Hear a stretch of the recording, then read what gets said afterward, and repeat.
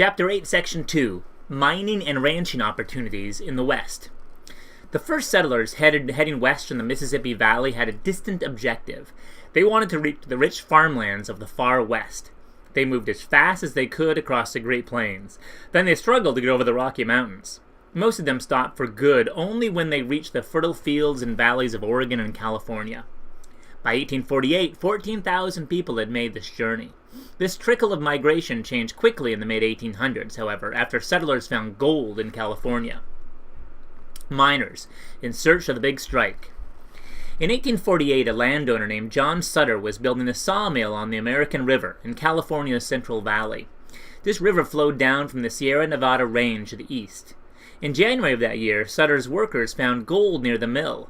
Sutter tried to keep the gold a secret, but eventually word got out. Up and down the Pacific, men deserted their work to head for Sutter's mill. By year's end, gold fever gripped the whole nation and even spread abroad. The California gold rush was on. In the spring of 1849, some 40,000 migrants from the east headed overland to California. That same year, about 40,000 more people boarded steamships bound for San Francisco. Soon California swarmed with 49ers, as these miners were called. About 9 out of 10 were men, most of them young. Many came from Mexico, and thousands more arrived from as far away as Europe and China. All of them were motivated by one great hope: to strike it rich. Few of these prospectors and treasure hunters knew anything about mining. Luckily, much of California's gold was not locked up in solid rock. Over time, water erosion had dislodged much of the gold and washed it down into stream beds. Miners called this placer gold, which they could mine using simple tools such as pans and shovels. Other prospectors looked for veins of gold and silver in solid rock. Often working in groups, they used hand tools and weak explosives to extract the metal. Miners called a thick vein a lode. Every prospector's dream was to find the mother lode that would produce untold riches. Between 1850 and 1860, California's population jumped from about 93,000 to over 380,000.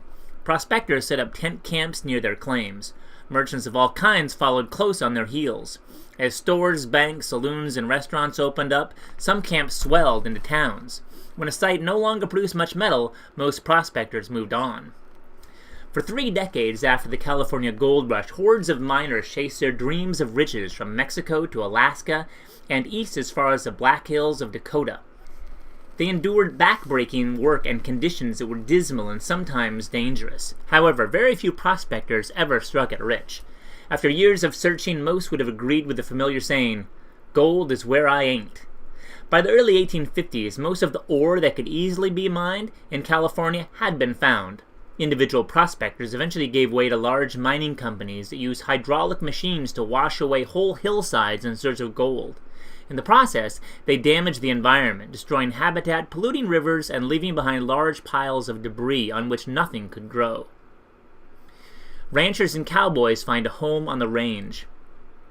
While miners uncovered the West's valuable stores of gold, silver, and other minerals, cattle ranchers found opportunity in a different kind of natural resource: grass.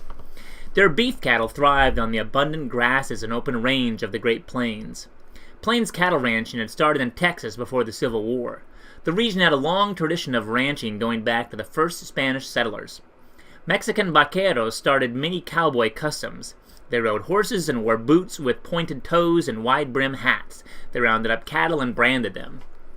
Many Texas ranchers went off to fight in the Civil War and never returned. Untended, their cattle multiplied. By the mid-1860s, several million tough longhorn cattle roamed wild on the open plains. Many lacked the brands that showed ownership. Some Texans began to round up unbranded cattle with an eye toward driving or herding them north to market. Their timing was good. The growing population of eastern cities had raised the demand for beef. In the east, ranchers could get $40 a head for cattle that sold for $5 or less back in Texas. Also, railroad companies had begun extending rail lines west from Missouri into Kansas. Cowhands could drive their herds to cow towns that sprang up along the rail lines.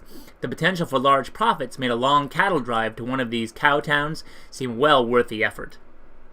The era of the long drive began in 1867, when cowboys following the Chisholm Trail drove longhorns north from San Antonio, Texas to Abilene, Kansas.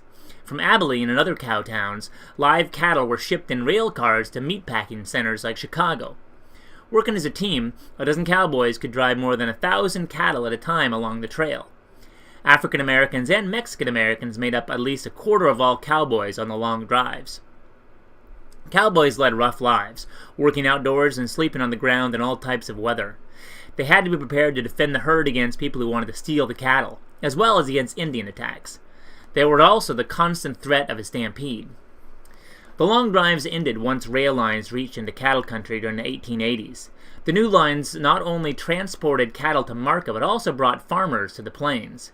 The newcomers sparked conflict with the cattle ranchers by fencing off their farms with barbed wire, effectively closing the open range.